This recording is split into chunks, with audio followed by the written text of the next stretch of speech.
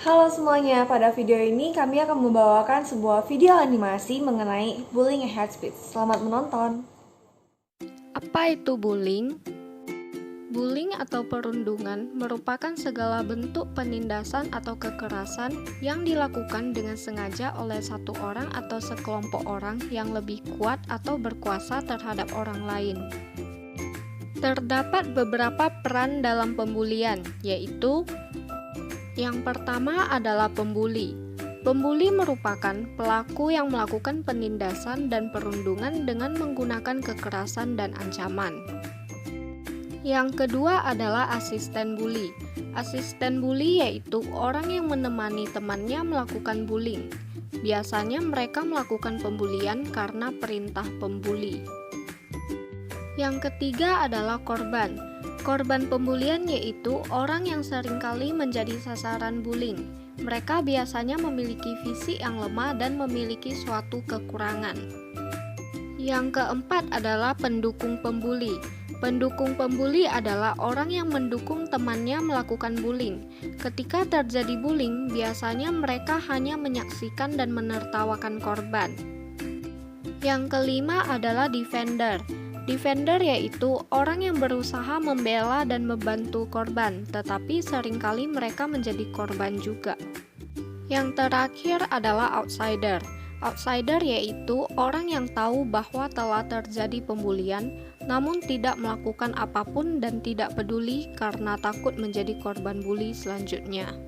Bullying dikelompokkan ke dalam 5 kategori, yaitu kontak fisik langsung, yaitu tindakan memukul, mendorong, menendang orang lain.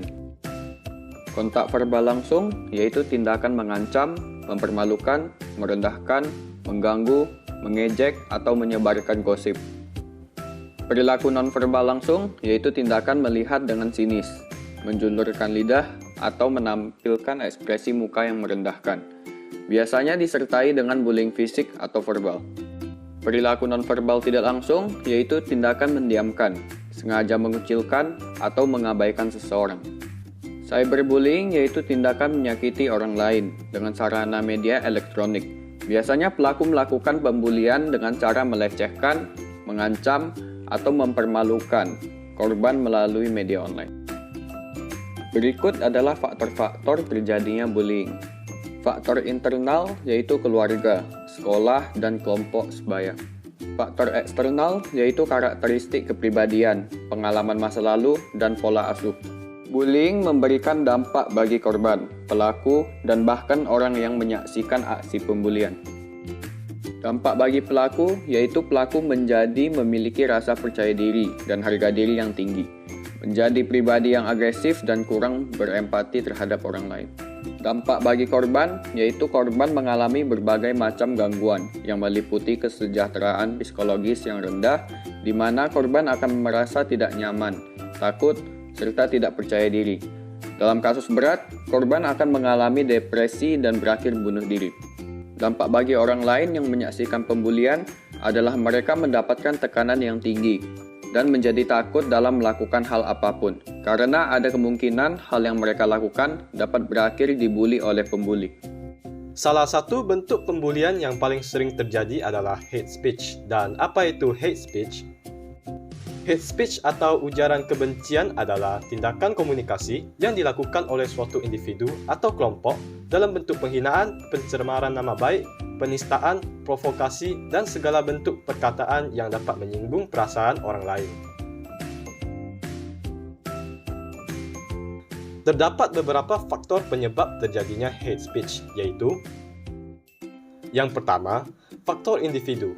Seorang individu yang tidak dapat mengontrol emosi sendiri seringkali akan secara tidak sengaja menuturkan kata yang tidak pantas atau hate speech.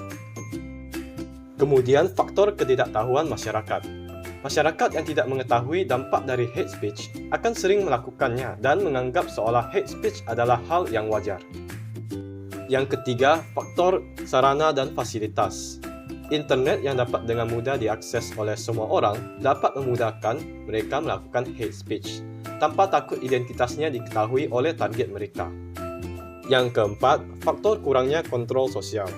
Pengawasan dan hukuman terhadap tindakan hate speech yang terlalu longgar dapat membuat masyarakat tidak peduli terhadap akibat dari melakukan hate speech.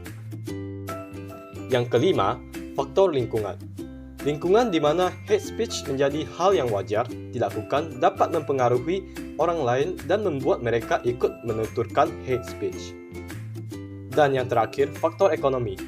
Keadaan ekonomi yang buruk memberikan tekanan dan stres yang besar kepada orang yang mengalaminya, dan kadang hal tersebut membuat mereka melimpahkan semua emosinya melalui hate speech. Nah, setelah nonton video yang tadi, kita udah tahu dong apa dampak dari bullying and hate speech.